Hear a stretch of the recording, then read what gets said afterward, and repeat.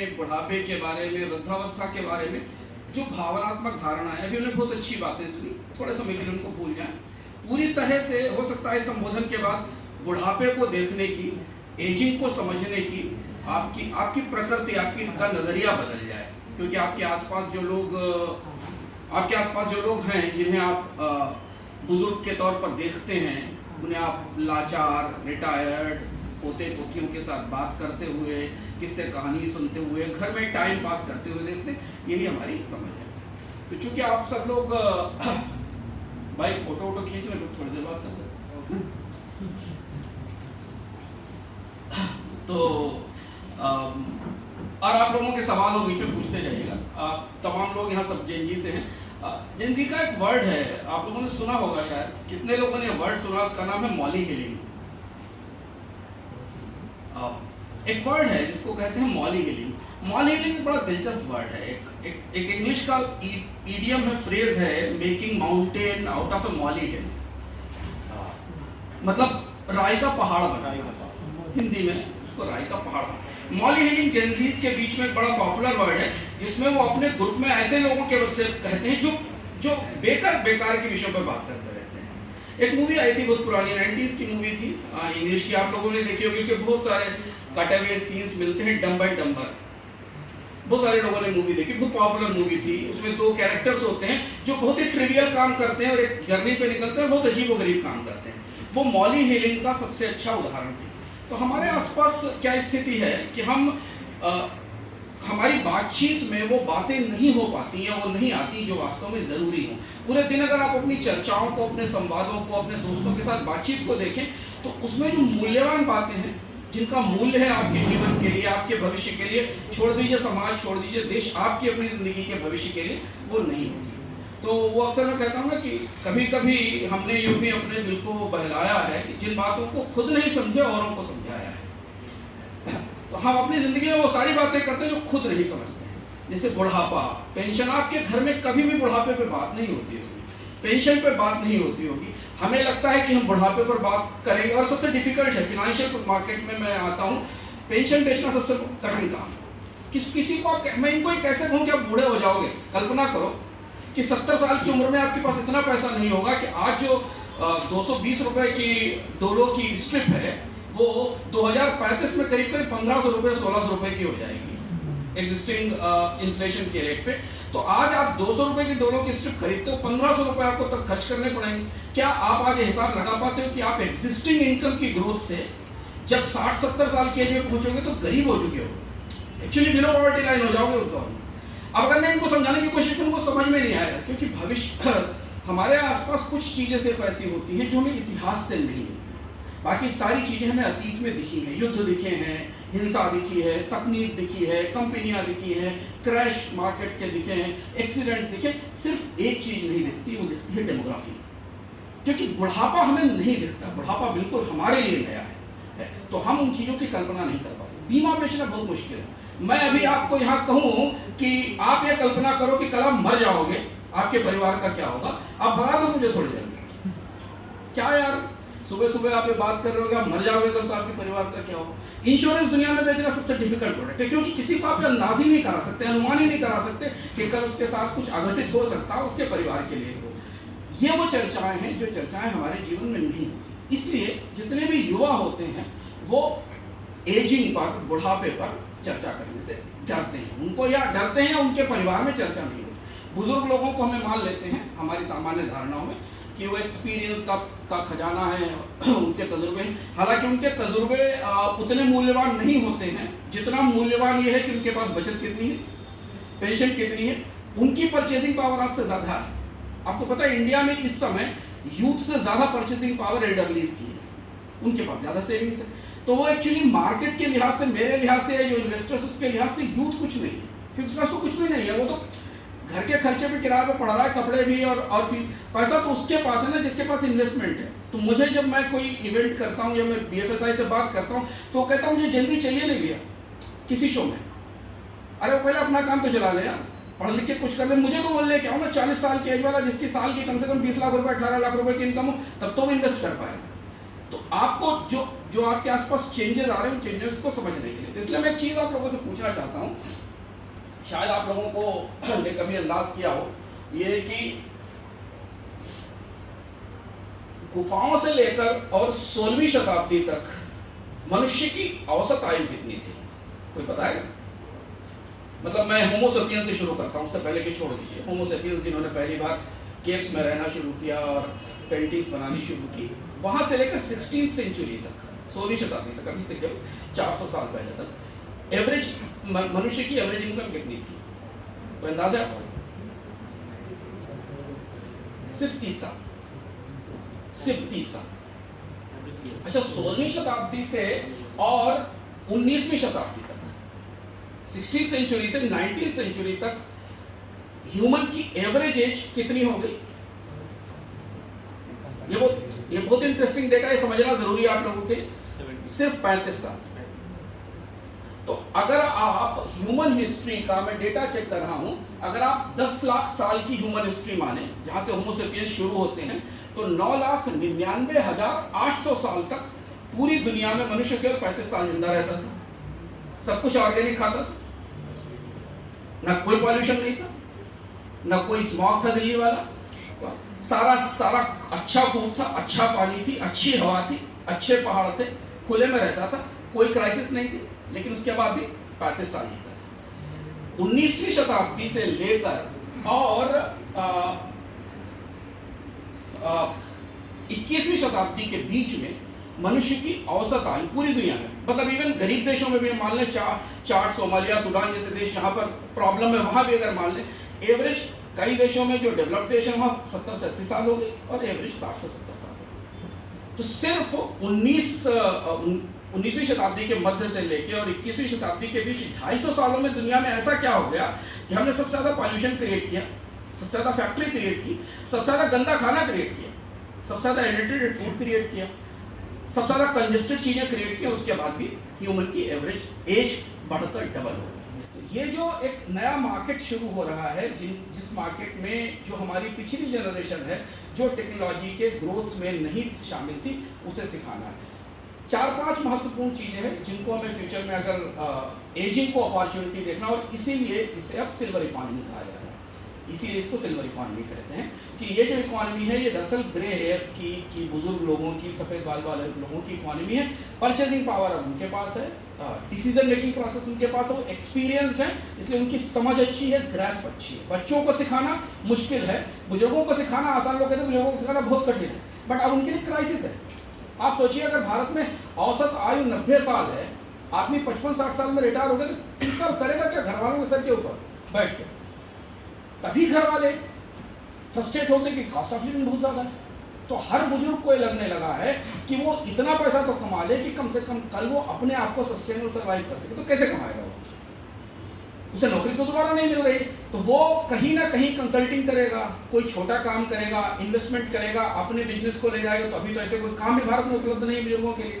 तो 80% को क्या करना है, सुबह कंप्यूटर खोल के बैठते हैं, सट्टा करते हैं, फ्यूचर ऑप्शन में पैसा लगाते हैं, शाम को डूब जाता है पैसा, फिर वो परेशान होते हैं। अब फिर उसके बाद फ़ोन करते हैं कि सर वो तो हमने गलत पुट खरीद ली थी, क्या करें, हमें सही पुट खरीदवा दीजिए, हमें पुट खरीदना सिखा दीजिए, हमको कॉल ऑप्शन लगाना सिखा दीजिए। इतना लोग ये सीखना चाहिए, क्योंकि बैठे हुए हैं, दिन में 1000 रुपये 2000 रुपये की बिट डाली, शाम तक 5000 हो गया, आपका काम पूरा हो गया। 5000 रुपये अगर आपने एक दिन में निकाल लिए, खाली घर में बैठे हुए, पेंशन भी आ रही है और महीने का 1.5 लाख रुपया आप केवल स्टॉक मार्केट से कर ले, अब आप बच्चों पे डिपेंडेंट है ही नहीं। तो मैं ऐसे बुजुर्गों को जानता हूं जिन्होंने अपने आप को ट्रेन किया, टाइम पे मार्केट में इन्वेस्टमेंट शुरू किया, फिनेंशियल प्लानिंग सही की, अब वो बच्चों को पैसा दे रहे हैं, बच्चे की जॉब रिस्क में वो अपने बच्चों को सपोर्ट कर रहे हैं। तो ये कुछ बेसिक फंडामेंटल हैं एजिंग इकोनॉमी के जो बदले हैं। हमने आपको कॉन्सेप्ट के तौर पर इनको को बता दिया। एक फिल्म आई थी लास्ट, उससे ख़त्म करते हैं। पिक्सार की एक बहुत फेमस एनिमेशन मूवी थी, आप लोगों ने देखी होगी, देखी? तो बताया उसके बारे में, किसी को याद है? बता सकता है मूवी के बारे में? पिक्सार की मूवी देखी थी किसी ने? किसने देखी? किसी को याद है? आपको याद है? बताइए। सर बेसिकली वहाँ पे दोस्त लाइक 2 मेजर प्रोटैगनिस्ट होते हैं। तो एक सर बहुत एल्डरली होता है जिसने रिसेंटली अपनी वाइफ को खोया था because of her demise, and he was very depressed after her demise, and so he met a kid जो एक क्या कहता है वो एक कैम्प वगैरह जाता है। ही was very adventurous and he was from the scouts. तो वो जब दोनों का वो एडवेंचरस वो वाइब मैच करता है तो उसके बाद दे गो फॉर अन एडवेंचर जहाँ पे वो अपने घर को वो बैलून से अटैच करके and they go for adventure basically. तो वो अपने वर्ल्ड को होते हैं जो बेसिकली ही shares his experience with in remembrance of our late wife of his late wife. So उसके लिए वो बहुत एक था कि it was very personal for him and as at the same time for that boy it was very adventure and very क्या कहते हैं उससे बहुत सीखा उसने। तो ऐसे बोल sir 2 stories I think in my perspective. अब जैसे ये देखिए पिक्सर, इसको सुनने के बाद पिक्सर की अब मूवी अवेलेबल है कई सारे प्लेटफॉर्म पे, जाके ज़रूर देखिए। वो बेस्ट मूवी है इस डेमोग्राफिक ट्रांजिशन को कैच करती है, जहाँ एक ओल्डरली पर्सन, एजेड पर्सन है, जिसके पास पैसा है, सब कुछ है, बट वो फ्रस्ट्रेटेड है, डिप्रेस्ड है। उसको एक बच्चा मिलता है, जहाँ डेमोग्राफिक कन्वर्ज करते हैं, उसका एक्सपीरियंस है, बच्चे का एडवेंचर है, और दोनों मिलकर एक बिल्कुल डिफरेंट तरीके की दुनिया क्रिएट करते हैं। बहुत ही फेमस मूवी थी। हम एग्जैक्टली उस जंक्चर पे खड़े हुए हैं जहां आप अपनी यूथफुलनेस से, अपनी नॉलेज से, अपनी विजडम से अपने लिए फ्यूचर क्रिएट कर सकते हैं, और उनके फ्यूचर को, जब तक उनकी सांसें हैं, उनका के फ्यूचर को सम्मान, इज्जत और इज्जत के साथ जीने के लिए दे सकते हैं। और आपके लिए वो बिजनेस मॉडल है, आपके लिए वो इन्वेस्टमेंट का मॉडल है। तो आप लोग सोचिए, तैयार करिए, बात करिए, डिस्कस करिए, दुनिया को दूसरे नज़रिए से देखना शुरू करिए। मोबाइल न्यूज़ के बियॉन्ड पैटर्न समझिए, इकोनॉमी के डेटा को समझिए और जोड़िए अपने आसपास की ज़िंदगी से। आपके आसपास कितने स्टोर हैं, पर कितने लोग। शादी में जाइए तो गिनिए कि यहाँ कितने बॉयज एजेड दिखाई देते हैं और कितने यूथ दिखाई देते हैं। पंजाब की शादियों में अगर आप जाइए तो आपको लड़के लड़की के अलावा 60% लोग बुजुर्ग दिखाई देंगे। लेकिन आप बिहार की शादी में अगर आप जाएंगे, बिहार के में, तो आपको वहाँ दिखाई देगा कि वहाँ लड़के लड़की के साथ 50% 60% लोग एजेड नहीं। और ये पैटर्न आप समझने की कोशिश करिए। फिर उसके बाद आप देखिए कि जो लोग अंदर आ रहे हैं वो लोग क्या, कैसे कपड़े पहन के आ रहे हैं। क्लॉथिंग का पूरा स्ट्रक्चर ही बदल चुका। भारत में अभी भी एल्डरली फ्रेंडली कुछ भी नहीं है। ट्रेन एल्डरली फ्रेंडली नहीं। भारत की सरकार इतने तमाशे के बाद भी भारत के बुजुर्गों को लोअर बर्थ नहीं दे पाती, उनको टाइम के ऊपर चढ़ा देती, उन्होंने ट्रेन करना बंद कर दिया। नहीं, कंसेशन छोड़ दीजिए, कंसेशन तो टिकट ले लेगा भाई, लेकिन वो जो मेरी माता जी जो जिनके घुटने खराब हैं, उनको मैं कहाँ से टाइम के ऊपर तीसरी वर्ग पे बिठा दूंगा ले जाके। प्रैक्टिकली कोई पॉसिबल है, वो अपॉर्चुनिटी है। आप उनसे 50 रुपये ज़्यादा ले सकते हो और उनके लिए लोअर बर्थ इंश्योर कर सकते हो 60 साल से ऊपर के लिए। हम नहीं दे पाते। हमारे किसी शॉपिंग मॉल में एल्डरलीज के लिए कुछ नहीं है। यूरोप के देशों ने एल्डरलीज के लिए ये व्यवस्था पहले से बना दी थी कि अगर आप व्हील चेयर पर आ रहे हैं, आप एयरपोर्ट पे आपको व्हील चेयर कहाँ ले जाती है? स्टेयरकेस के ऊपर चढ़ा के। मतलब हमारे पास एयरपोर्ट्स पे सुविधा नहीं है कि हम विदाउट स्टेयरकेस लोगों को व्हील चेयर से वहाँ ले जा पाएँ। तो ये वो अपॉर्चुनिटीज़ हैं जो बिजनेस है फ्यूचर के। मॉल्स में बाकी चीज़, ऐसे बहुत सारी चीज़ें जिनको आप मॉनिटर कर सकते हैं, वॉच कर सकते हैं और अपने बिजनेस आइडिया डेवलप कर सकते हैं।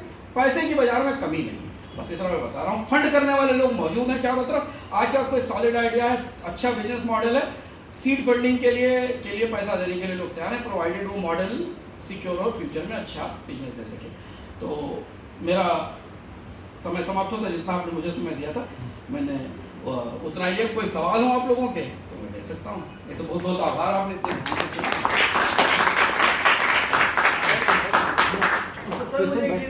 आपने कहा कि पहले मतलब जो भी पीपल्स है 60 और 65 एज के पीपल्स हैं उनसे कन्विंस करना।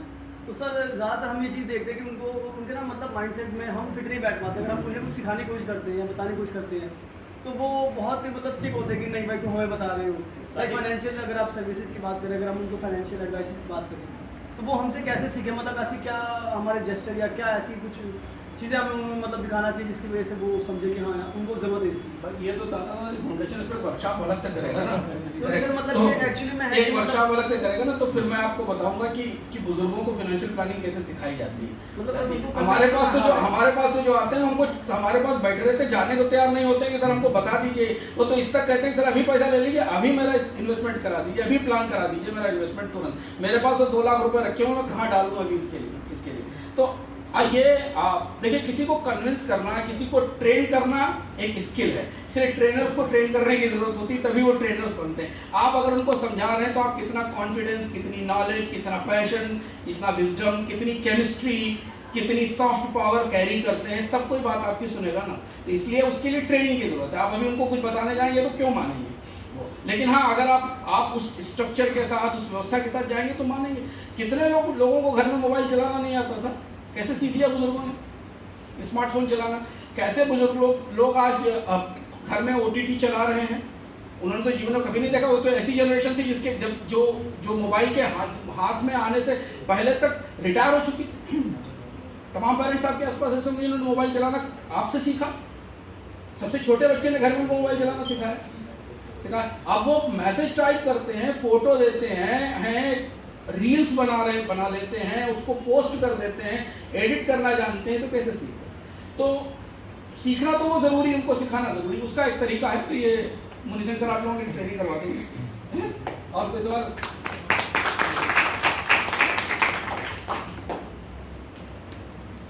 बहुत बहुत धन्यवाद सर।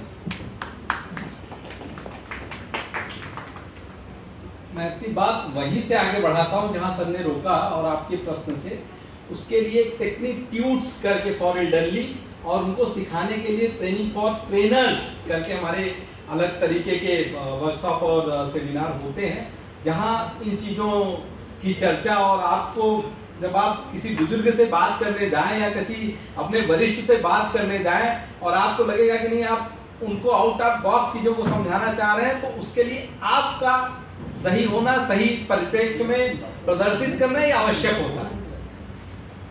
और हमारे बीच हमारे एडवाइजर, और वो भी फाइनेंस, खासकर जो हमारे फाइनेंस सेक्टर की धमनियां हैं, NBFC सेक्टर, उसके बड़े जानकार हैं, वो भी अपनी बात, अपने अनुभव आपसे साझा करेंगे। और वो जेनजी को बहुत बेहतर तरीके से समझते हैं, क्योंकि कई ढेर सारे स्टार्टअप को आइडिया देना, उनको नर्चर करने में उनकी भूमिका रहती है।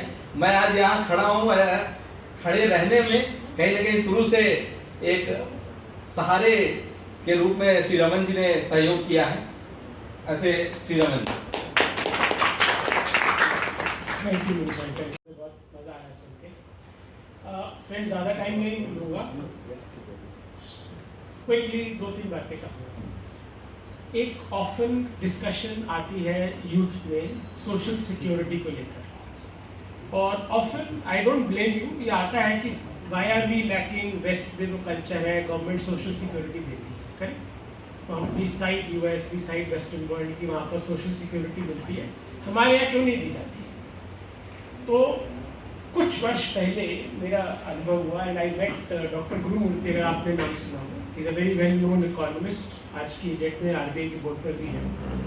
तो बहुत सुंदर बात उन्होंने कही थी कि हमें इसको समझना होगा कि हिस्टोरिकली हमारे यहाँ सोशल सिक्योरिटी क्यों नहीं थी, क्योंकि हमारी सभ्यता, हमारे कल्चर ने हमें सिखाया कि बुजुर्गों का सिक्योरिटी हमारी जिम्मेदारी है, सोसाइटी की नहीं है, हमारी है।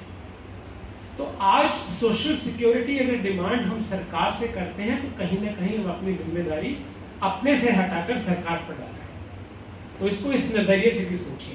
It's easy to copy and pretend somewhere down the line we are foregoing our own responsibilities. जिन्होंने कभी हाथ पकड़ के चलना सिखाया, आज हम उनको छोड़ दे रहे हैं। Number 1। Number 2, very interesting subject उन्होंने टच किया अबाउट कि चीज़ें बदल रही हैं, फास्ट मूविंग कंज्यूमर गुड जैसे नाम आया। मैं आपको एक और एग्जांपल बताता हूँ, और यहाँ पर कहीं ना कहीं आई एम बीइंग सेल्फिश।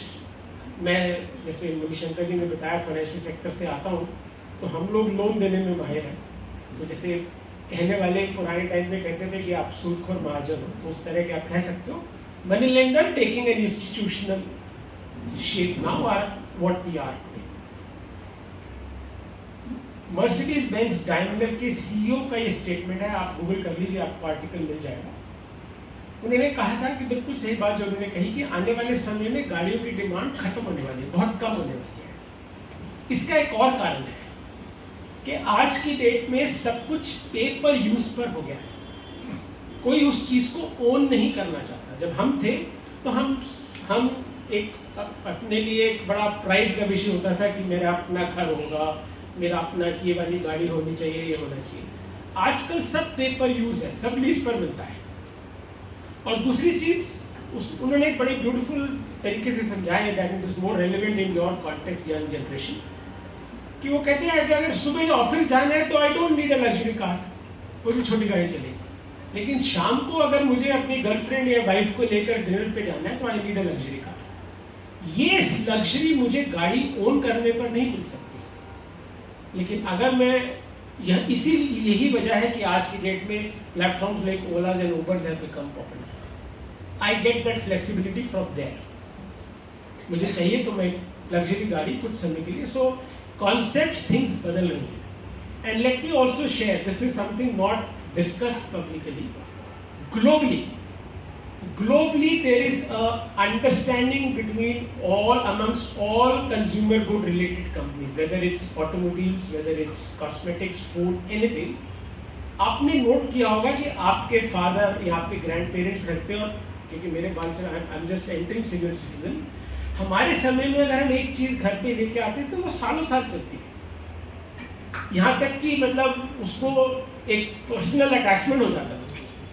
लेकिन आज की डेट में हर चीज़ बड़ी शॉर्ट लिव्ड है। It's intentionally done. All companies are, I don't know whether it is ethical, but it is intentionally done कि लाइफ स्पैन हर चीज़ का कम कर दिया गया है टू एंश्योर चर्निंग। चर्निंग होगी, पुराना स्क्रैप होगा, नया आएगा।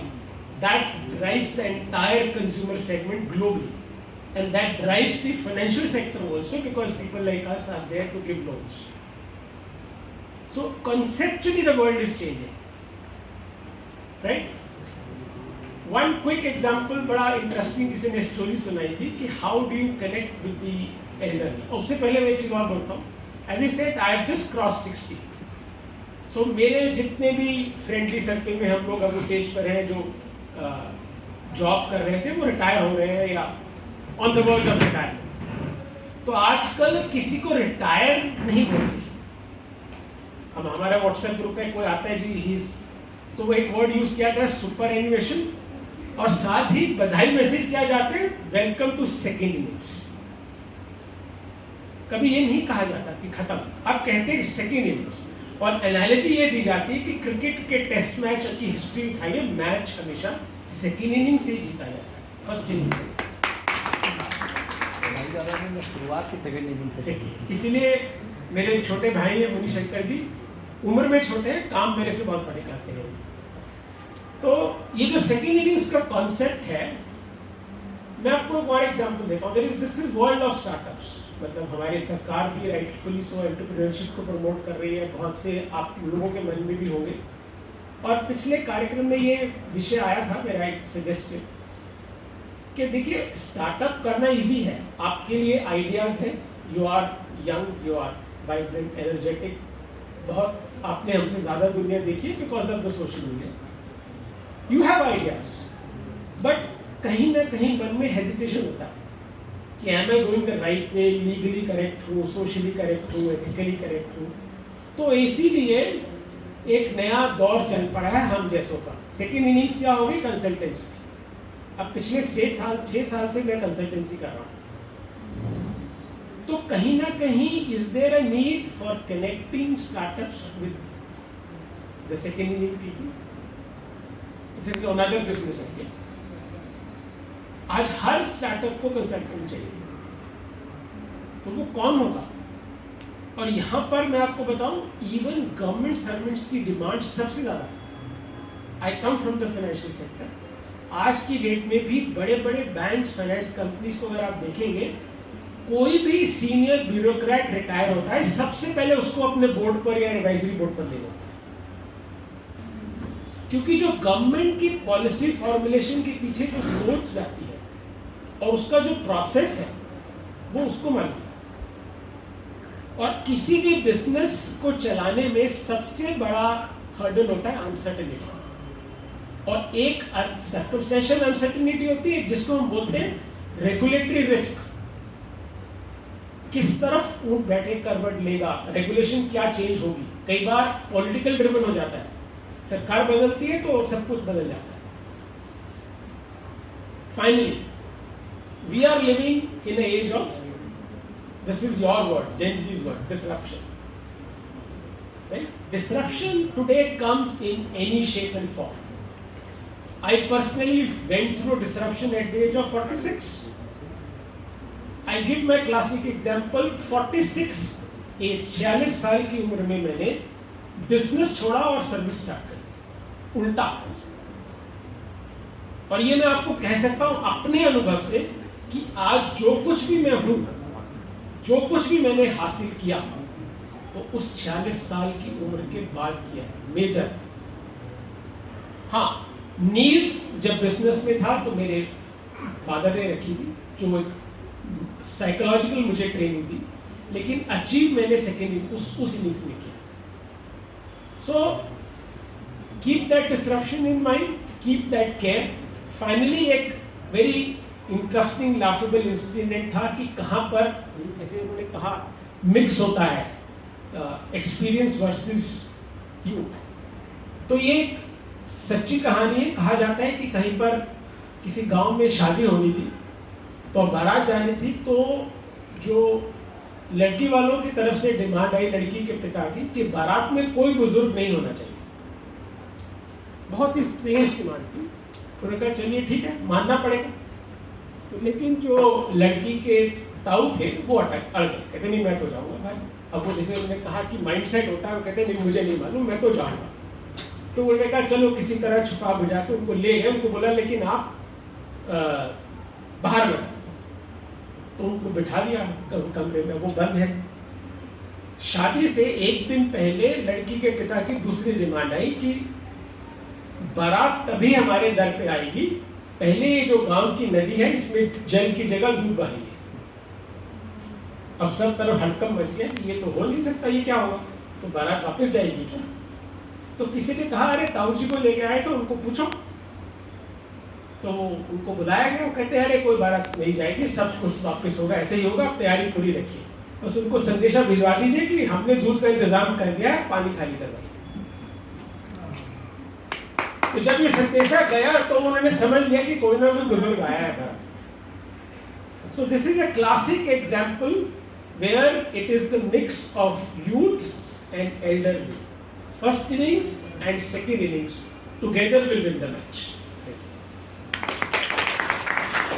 इस आपके बीच चर्चा, इसीलिए मैंने इसका नाम डिस्कशन रखा था। चर्चा का उद्देश्य यही है कि आज के डेट में जो स्टार्टअप प्लान अगले 2-3 साल में आप लोग स्टार्टअप प्लान करेंगे या किसी जॉब में जाएंगे तो किस ओर जाएं, यहाँ से कुछ क्लैरिटी आई हो तो मेरा आप सभी से आह्वान है कि कम से कम यहाँ से अगर 3-4 लोग भी ऐसे निकले जो बुजुर्गों के केयर इकोनॉमी में या कंट्रीब्यूशन में योगदान करेंगे तो it will be great successful for us. मैं इस कार्यक्रम के अंतिम पड़ाव की ओर चल रहा हूँ और मैं अपने मित्र और इस कार्यक्रम के संयोजक डॉक्टर अभिषेक प्रताप सिंह से गुजारिश करूंगा कि वो आए और वोट ऑफ थैंक्स प्रेजेंट।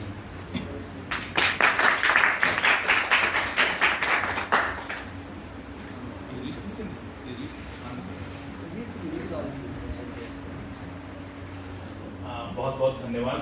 सबसे पहले तो इस कार्यक्रम के मुख्य अतिथि और वरिष्ठ पत्रकार संपादक और उन्होंने अपने भाषण से जो कि बहुत ही ज़्यादा कंसाइज था, हम सबके बीच इस विषय के बारे में जागरूकता रखी। मैं बहुत आभारी हूँ कॉलेज परिवार की ओर से श्री अंशुमान तिवारी जी का कि उन्होंने समय दिया और हमारे बीच आकर अपनी बात रखी।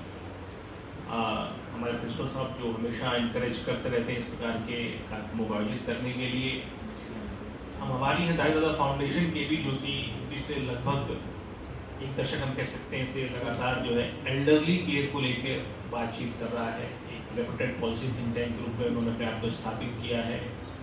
वर्कशॉप, ट्रेनिंग, इंटर्नशिप्स और ग्लोबल एक्सचेंज के माध्यम से, संयुक्त राष्ट्र यूएन हेल्पेज के माध्यम से, नीति आयोग के साथ सहयोग करके वे लगातार इस विषय पर जागरूकता फैला रहे हैं। इसके अलावा आभारी हम राष्ट्रीय सेवा योजना इकाई के आप सभी स्टूडेंट्स के, फैकल्टी मेंबर्स जिन्होंने इस कार्यक्रम में अपनी भागीदारी दी, सुनी, अपना ज्ञान वर्धन किया। दो तीन बातें यहाँ पर इम्पोर्टेंट है। एक तो क्या है कि जैसा कि अंशुमान जी ने कहा और कई सारी उन्होंने बातें बताई, technology, opportunity, employment, startup, scope की बात की। हम आमतौर पर एल्डरली केयर की बात आती है तो आदमी उससे थोड़ा सा भागना चाहता है, उसे लगता है कि एक रिस्पॉन्सिबिलिटी का काम है, एक लाइबिलिटी का काम है, ये एक टाइम कंज्यूमिंग काम है। लेकिन आप उनकी बात को सुना होगा, जिस प्रकार से डेमोग्राफिक डिविडेंड में बदलाव हो रहा है, जिस प्रकार से एल्डरली पॉपुलेशन बढ़ रही है, तो अब ये लाइबिलिटी अपने आप में एक अपॉर्चुनिटी बदल चुकी है। आज एल्डरली केयर एक लाइबिलिटी नहीं रह चुका है, आज एल्डरली केयर अपने आप में एक अपॉर्चुनिटी बन चुका है। जब आप एम्प्लॉयमेंट की बात करते हैं, उन्होंने फाइनेंशियल अवेयरनेस का बहुत ही अच्छा उदाहरण दिया। बहुत सारे एल्डरली केयर जिन्होंने अपने से अच्छी सेविंग्स कर रखी है, लेकिन शायद उनके अपने बच्चे या उनके बेटे बेटियां उनसे उतना कम्युनिकेशन नहीं करते। लेकिन अगर उनको ये बताया जाए कि इस प्रकार का फाइनेंशियल अवेयरनेस का कार्यक्रम होता है, इस प्रकार से आप इन्वेस्टमेंट को री इन्वेस्ट कर सकते हैं, if you are able to communicate with them, तो आपको एक अच्छा मौका मिल सकता है। आप कुछ फीस के माध्यम से, जानकारी के माध्यम से आय भी कर सकते हैं। दूसरा क्या है कि जब एल्डरली केयर से आप जुड़ते हैं, उसके साथ साथ हॉस्पिटलिटी, ट्रैवल, आज बहुत कॉमन हो गया, लोगों ने ऐसे प्लेटफॉर्म्स बना रखे हैं जहाँ पर एल्डरली को ग्रुप ट्रैवल कराते हैं, ग्रुप दर्शन कराते हैं, और बहुत ही अच्छे तरीके से उनको रन किया जाता है, बहुत ही लग्जरी जगहों पर स्टे कराया जाता है। सबने यूज की बात, और उस हॉस्पिटलिटी और ट्रैवल इंडस्ट्री में एल्डरली केयर सीनियर सिटीजन्स को जोड़कर बड़ी संख्या में लोग जो हैं अपने लिए आर्थिक फायदे देख रहे हैं, इकोनॉमिक गेन्स, न सिर्फ वो सर्विस प्रोवाइड कर रहे हैं बल्कि उसके साथ साथ अपने इनकम जनरेट भी कर रहे हैं। और साथ ही साथ हेल्थ केयर से जुड़े जो मामले हैं उसमें भी बहुत सारे स्टार्टअप इंडस्ट्रीज आ रही हैं जहाँ पर स्कोप बहुत ज़्यादा है। और तीसरा इसका फायदा है कि जब भी आप किसी सीनियर सिटीजन साथ जुड़ते हैं, इंटरेक्ट करके काम करते हैं, तो एक जो लंबा स्पैन उनके जीवन का होता है, उस अनुभव से भी आपको सीखने को मिलता है। मैं खुद जिस सोसाइटी में रहता हूँ वो रेलवे ऑफिसर की सोसाइटी है, वो ज़्यादातर वहाँ पर सीनियर रिटायर्ड रेलवे ऑफिसर हैं जो लगभग DRM से ऊपर के रैंक के लोग हैं। तो दिन में हम लोग भी बैठते हैं, कम्युनिटी गैदरिंग होती है, तो मैं ज़्यादातर सुनता ही हूँ उनको। और हर बार वो ज़्यादातर इंजीनियर्स हैं, रेलवे के इंजीनियर्स हैं, कोई ना कोई ऐसी जानकारी वो देते हैं, किसी ऐसे प्रोजेक्ट के बारे में बताते हैं, किसी अचीवमेंट के बारे में बताते हैं, जिसको सुन के आपको नई जानकारी मिलती। तो मुझे लगता है कि हमें एल्डरली केयर के विषय को लाइबिलिटी की बजाय इकोनॉमिक अपॉर्चुनिटी के रूप में देखना चाहिए, और इसको कैसे इंसेंटिवाइज किया जाए, कैसे इससे एम्प्लॉयमेंट जनरेट करें, कैसे न्यू टूल्स मार्केटिंग के द्वारा आप उससे जुड़ सकें और अपने लिए भी अवसर पैदा कर सकें और उनके भी एक प्रकार से सर्विस दे सकें। ये एक मैसेज आज की इस चर्चा से हमें मिलता है। मुझे पूरी उम्मीद है कि आप सबको इससे लाभ हुआ होगा और इस विषय को हम आगे भी लेके जाएंगे। जैसा कि अंशुमान जी ने कहा, एक बार पुनः मैं धन्यवाद देता हूँ दादा फाउंडेशन का, अंशुमान जी का, रमन जी का, कॉलेज प्रबंधन का, राष्ट्रीय सेवा योजना इकाई का, और आप सभी का, that you all found time to come to attend listen this workshop. मैं पूरा विश्वास दिलाता हूँ कि आने वाले वर्षों में भी, आने वाले समय में इस विषय पर बातचीत रखेंगे। एक और धन्यवाद मैं देना चाहूँगा गेट इंडिया का। Gate India graded public sector undertaking है, उनका भी हमारा जो इस कार्यक्रम में हमारे साथ स्पॉन्सर्स के रूप में जुड़े और इस कार्यक्रम को सफल बनाया जा सके, उसमें उन्होंने अपना वित्तीय सहयोग व मार्गदर्शन दिया। आप सबका बहुत बहुत धन्यवाद।